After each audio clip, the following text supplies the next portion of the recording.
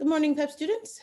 Today, we're going to go through a quick little checklist just to make sure you're at where you should be as we come to the end of our fall 2020 semester.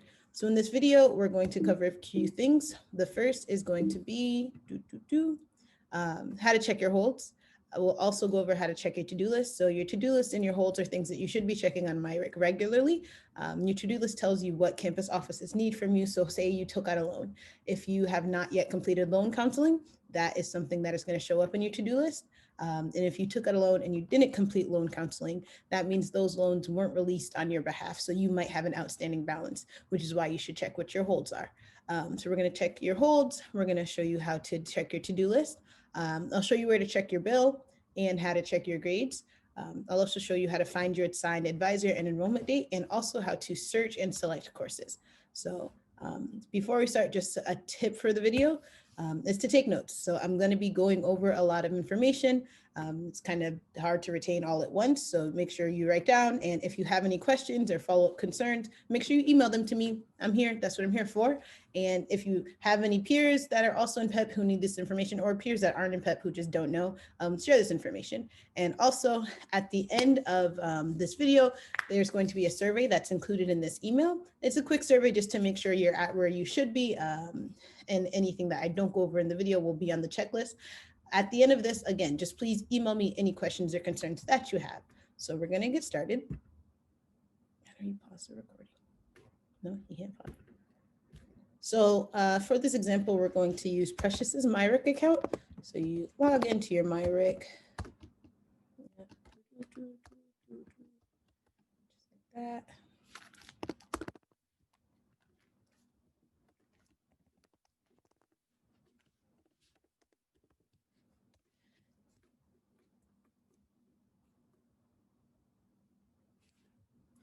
So once you enter MyRIC, this is the student landing page. Over here in the Student Center, you'll see this first option for Student Center. So in emails, if you see me refer to the Student Center tab, this is the section, but this right here is the option. We're not going to click on that right now. The first thing we're going to check is your to-do list. If you have anything in your to-do list, you should handle that right away. It should have been handled already. If you have any questions about how to handle it or which campus office you need to contact, please, let me know. The other thing you're going to check is the holds. So right here, you can see Precious has no holds. If you have any holds, some common holds are the financial hold and the universal advising hold. In order to have either of those lifted, you need to, for the universal advising hold, you have to reach out to your advisor. I'm going to show you later who your advisor is or how to find your advisor. You just shoot them an email and let them know that you would like to, meet with them about choosing your courses for next semester, and they will be the only people who can lift your advising hold.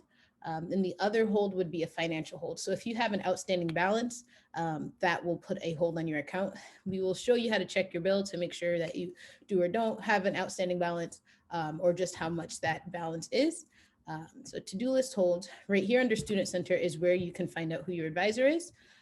So this is it. Over here, if you have classes that you're enrolled in, which all of you should, it'll show you what your schedule is right here at the top. Right here, it will tell you what your balance is or your outstanding balance is. Again, Precious doesn't have any charges, but if you do, then it'll show up right there. And over here, it will tell you what your enrollment date is. So enrollment dates, they started this week, but they're not the same for every student. So it will tell you what your enrollment date is right here. And then right underneath where your enrollment date is where you can find who your advisor is. For some students, they don't have an advisor assigned. If that's the case for you, please email us and let us know, and we can handle that for you. So going back now from student to checking your bill. To check your bill, you go down here. So you click make a payment, and then it'll take you to this page, and this page will take you to this link right here. And from that link, it'll tell you what your balance is. If you have a balance that's greater than 0, then you probably have a financial hold on your account, and you will not be able to register for courses before until that balance is paid. So going back to the Student Center, right here is where you can check your grades. So view my grades right here. And it'll tell you what your midterm grades are for each course that you're enrolled in. Again, if you have a hold on your account, you will not be able to view your grades. And the last thing I want to show you guys is when you're searching for courses, you go to class search here. Make sure that when you choose the term, you choose the right term. So change the term from fall to spring 2021. And then you're just going to put any subject in here and scroll down and hit search. So when you hit search, it's not going to show it for Precious since she's not enrolled, but right here in this box, it'll say select. So once you click select, it will add whatever course you choose to your shopping cart. The shopping cart will show up right here. Again, it's not going to work for Precious because she's not enrolled. But once you have those classes added to your shopping cart, you can then go and add them all at once by going to add class. And it says you don't have access to enrollment at this time, but your shopping cart will show up and it will give you the option to select which courses you want to add. There's either going to be a green circle, a yellow triangle, or a blue square. So if there's a yellow triangle, that means there's a wait list for those courses. The green circle means it's open and you can enroll in it easy. And then the triangle means the wait list. The circle means it's good to go. Green circle is good to go. And the blue square means that class is closed. So if it's either a yellow triangle or a blue square, see if there's other sections of that course, because it's likely that, the spaces are not going to open up.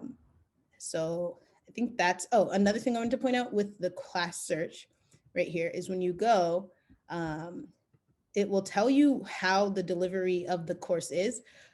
So for under here, it'll tell you the instruction mode. It's not doing it for this one, and I don't know why, but it was just doing it. Oh, because I didn't change the term. So right here, it'll tell you what the instruction mode is. Got to choose a section. Accounting. So if it's online asynchronous, that means that there are no scheduled meeting times.